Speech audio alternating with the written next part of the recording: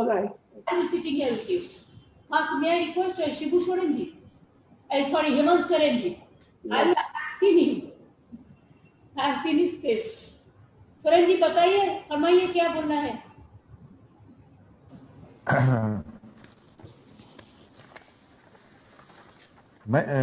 मैं बोलूं? आप बोलिए। आपका पिताजी ठीक है ना? तबीयत ठीक है? हाँ बिल्कुल बिल्कुल, मैम बहुत अच्छे हैं। He is now shifted to Medanta Delhi. He is fine now. बोलिए Hemant ji. Mother father both are positive now. Yes, I know. That's why I asked about father. But father is okay, but old health medical issues थे, so that उनको हम लोगों ने transfer किया है Delhi. Otherwise nothing else, fine. बताइए सुमित और हेमंत जी कैसे हम कर सकते हैं? बिल्कुल बिल्कुल बढ़िया। सीबीडी का नाम यहाँ मैं सॉरी चाहूंगा भी थोड़ा सा। मैं पहले भी आप लोगों से मैं बोल रहा हूँ, क्योंकि दीदी को हमने सुना भी। कुल मिला करके के उसी तरीके से हमारी बात है। आज की इस बैठक में आदरणीय सोनिया गांधी जी, विभिन्न राज्यों के सभी मुख्यमंत्रीगण, हमारी ममता दी, सबको मेरी तरफ से आज की इस मीटिंग के लिए बहुत बहुत स्वागत, अभिनंदन के साथ अपनी ओर से प्रणाम जोहार करता हूं। और एजेंडा तो मुझे विशेष नहीं मिला है, लेकिन जो बातें हो रही है प्रेजेंट सिचुएशन को लेकर के, दीदी ने पूरी बातें कही, लगभग पूरी इलैबोरेट करके उन्होंने कही है। ये बात सही है मैडम कि देश की स्थिति तो बहुत अच्छी है, कही जा सकती है। और एग्जाम को लेके जो बातें आई, और जो सेंट्रल गवर्नमेंट का जो हम लोगों को मदद मिलता है, उससे जीएसटी का जो विषय आया, वो सारी बातें आ गई। वही हाल कमोबेश हमारे राज्य में भी है। लेकिन पता नहीं ऐसा क्यों लग रहा है कि शायद हम ये कहने से हमें हिचक नहीं होनी चाहिए कि विपक्ष हम लोग थोड़ा सा कमजोर होते दिख रहे हैं, चीजों को बहुत जोरदार उठा नहीं पा रहे हैं। और जिस तरीके से सत्ताधारी आज सारे मैकेनिज्म को विपक्ष के विरुद्ध में यूज कर रही है, ये आने वाले समय में फेडरल स्ट्रक्चर के लिए निश्चित रूप से बहुत बड़ा घाटा है। और आपने देखा किस तरीके से ये कोविड के सिचुएशन में भी इतने जो माइग्रेंट लेबर आए, उनको राज्य में आने के बाद लगभग 7 वीक्स इनको लगा कि मजदूरों को बहुत परेशानी हुई। 7 वीक्स लग गया।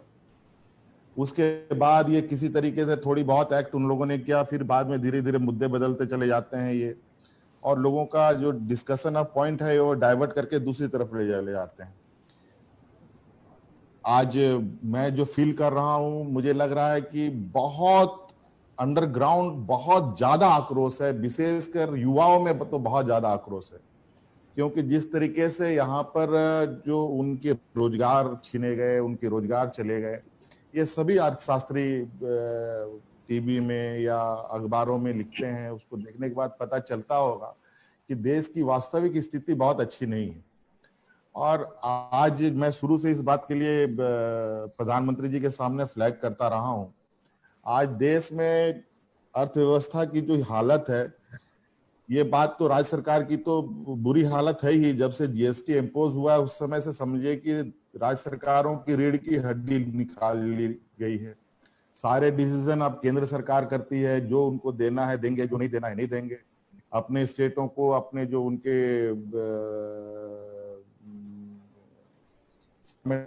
एसोसिएट जो स्टेट्स हैं, उनको पॉजिटिव वे में देखते हैं। जो हम अपोजिशन में हैं, वो कहीं ना कहीं इसमें पार्शियलिटी तो बिल्कुल क्लियर दिखता है। इसलिए मैंने कहा है कि ये जीएसटी जिस तरीके से केंद्र सरकार आज सारा बर्डन अपने ऊपर ले रखी है, क्यों नहीं राज्य सरकार को भी कुछ बर्डन मिले रिसोर्स जनरेट करने के लिए। आज जिस तरीके से रिसोर्स जनरेट करने के लिए जितने भी बेनिफिट कंपनीज हैं, उन सभी बेनिफिट कंपनी को ये देने पे लगे हुए हैं। और अभी सारी चीजों को ये कंपनसेट करने के लिए जिस तरीके से लगातार पेट्रोल डीजल में दाम बढ़ रहा है, इससे महंगाई तो घटेगी नहीं, महंगाई तो बढ़नी तय है। और ये कब तक कंपनसेट करके गरीबों के ऊपर, मजदूरों के ऊपर, आम जनों के ऊपर ये बोझ डालेंगे, ये समझ से परे है। जब इंटरनेशनल मार्केट में क्रूड ऑयल की कीमत इतनी बुरी तरीके से गिरी हुई है, तो आज हम देश के लोगों को इतने महंगे पेट्रोल डीजल क्यों दे रहे हैं?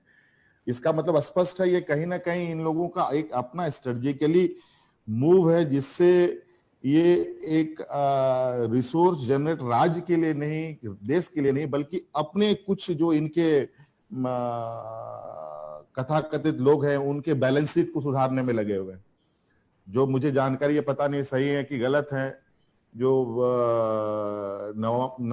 नमामि गंगे का जो सफाई अभियान चला, 6-7 हजार करोड़ का जो डिसिल्टिंग हुआ, उसमें तो अदानी ग्रुप्स ने ही किया।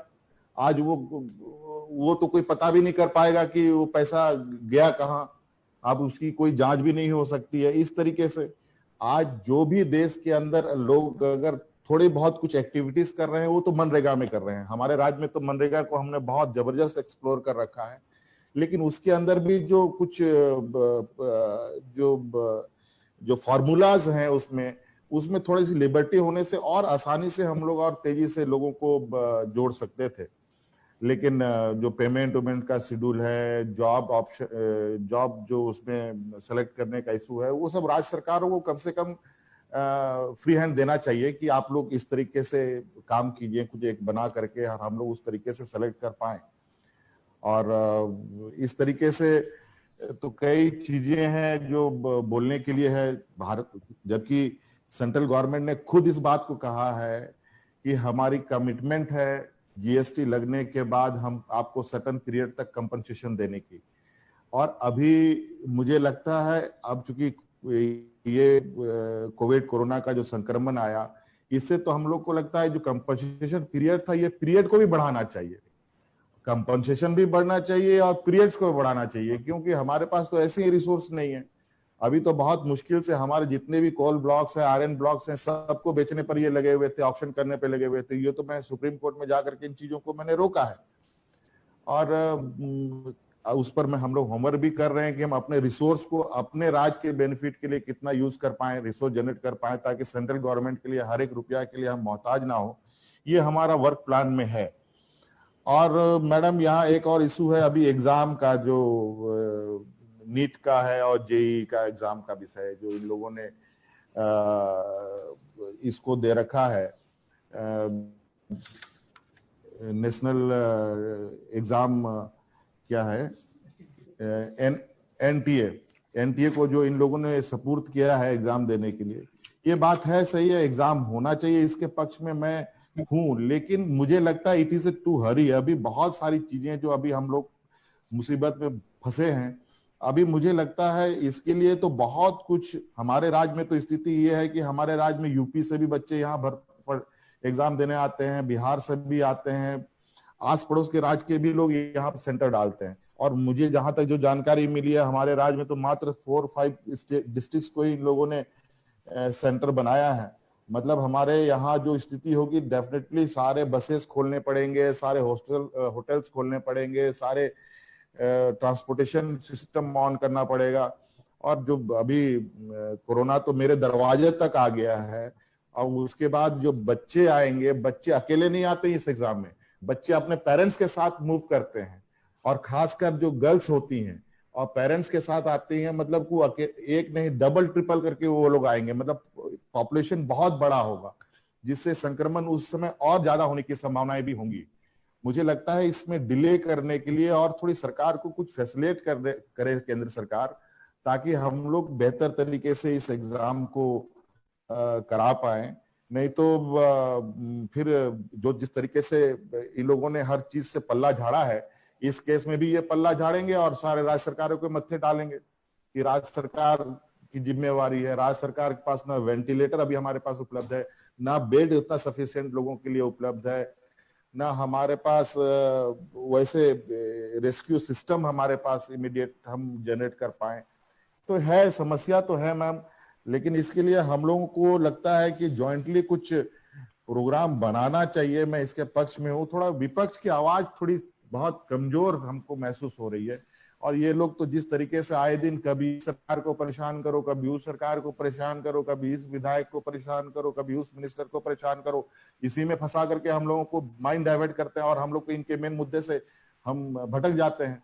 और इसलिए हम लोगों को थोड़ा सा उनके जो स्ट्रेटजिकली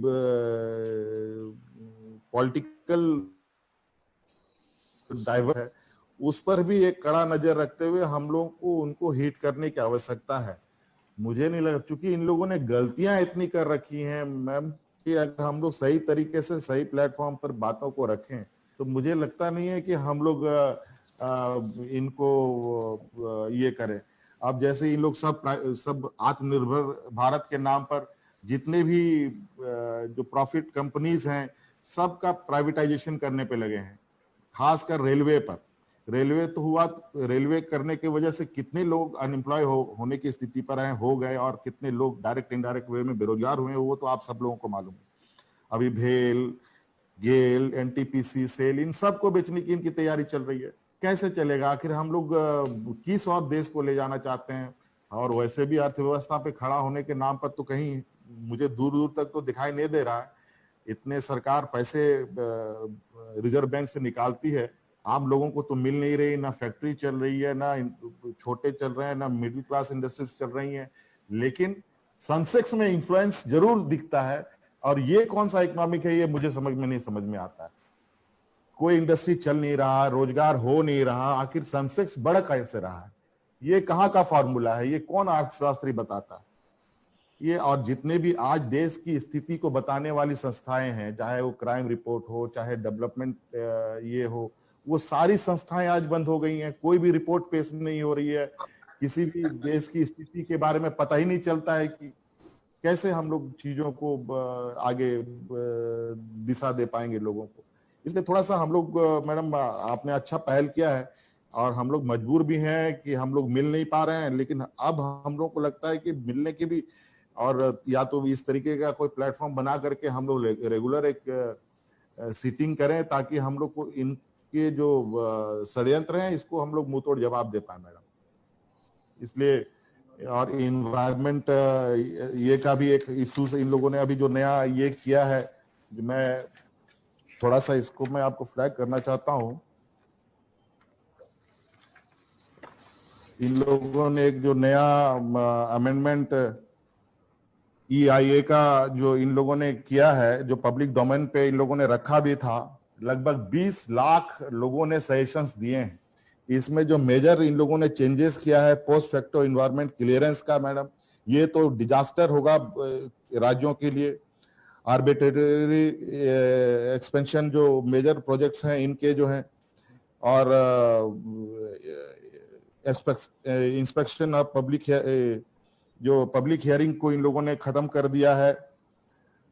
ये पूरी तरीके से मैडम हमारे लिए तो हमारे जैसे माइनिंग स्टेट्स के लिए तो बहुत बुरा है, और इनकी तो हमारी गिद्ध नजर पड़ी हुई है हमारे स्टेट में। मैं तो अपोज कर रहा हूँ, लेट अस सी, देखते हैं कब तक हम कर पाएंगे। लेकिन कहीं ना कहीं ये लोग कभी कभी डराने धमकाने का भी काम करते हैं। खैर, उससे कोई फर्क नहीं पड़ेगा, लेकिन हमें इन सब चीजों पर भी जो है बात रखनी चाहिए। तो इस तरीके के है मैडम, हम तो, और बातें बहुत है, लेकिन आप लोग सीनियर लोग हैं, आप लोग ज्यादा एसेस करते हैं, आप लोग देख रहे हैं, और बिल्कुल हम आप लोगों के साथ हैं। आप लोग बेहतर प्लानिंग कीजिए, और प्लानिंग होनी चाहिए और जोरदार होना चाहिए, मेरा ये मानना है। धन्यवाद।